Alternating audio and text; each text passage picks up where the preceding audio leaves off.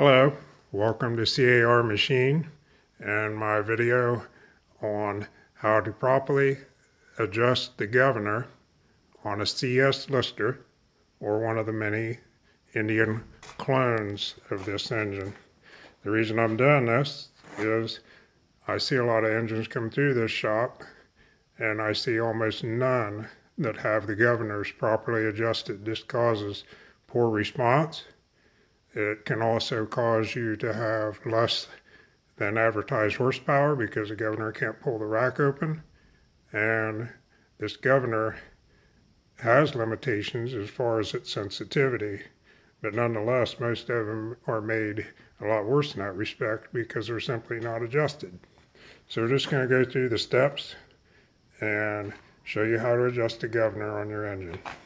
The very first thing you need to do is pull this pin.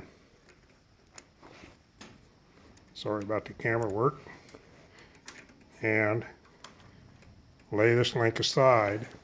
The next thing you want to do is you want to check this linkage, which is often on the Indian clones not shaped correctly, causing binding right here where this yoke slips in and out. If your rack does not run back and forth absolutely freely without any binding, then you have problems that you need to fix. Most often it's this relationship right here between this arm and the pump rack is not correct, and the only solution there is to bend this arm to correct it.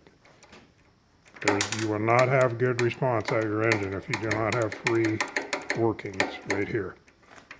The next thing you're going to do to adjust the governor is flip your stop lever up. This shows the rack all the way closed.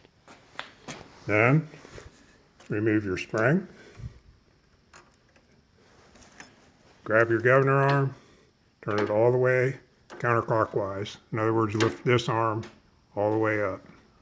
The next thing you're going to do is make an alignment here so that your pin is a slip fit in that hole.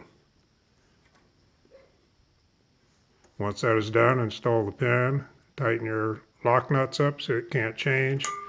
Your governor arm is now adjusted to where it's going to work at maximum sensitivity. The other thing I want to discuss is the spring and the arm here. A lot's been written about this. I'm not saying other people are wrong, I'm just relating my experiences with these engines. I've never had any problem getting good regulation with the spring that's on the engine from the CSs from England or with the spring that India ships. A lot has been written about reversing this, taking this pin out, making a mount, putting the rod on this end and the spring on this end, and that will work. That will help your governor action. But a lot simpler way to achieve the same thing is just simply put a lock nut on the back side of this arm so it is not pivoting like this. I don't have it done yet on this engine, but if this governor arm has a lock nut on this side and this is locked from moving, so it's moving like this governor does not know if the spring's on this end or this end. It works exactly the same. Myself, I find it easier just to put a lock nut on here than to build a spring mount and turn everything around. Again, this is the action you get. Here's what happens to your governor. This rocking right here, that does not help your governor operation. When this is stiff, the spring does what it's supposed to do. This is what the modification, when you turn this around, this is exactly what it does. Putting a lock nut on here does the same thing and saves you a bunch of time fiddling around in your shop building a mount for the spring. That's what we do here on my personal Listeroid generator, which is an 8.1 coal engine. My ungoverned hertz on my generator is right around 62, and at a full load on the engine, about 3 to 3.5 kW, that engine will sit there and run at 59.5 hertz.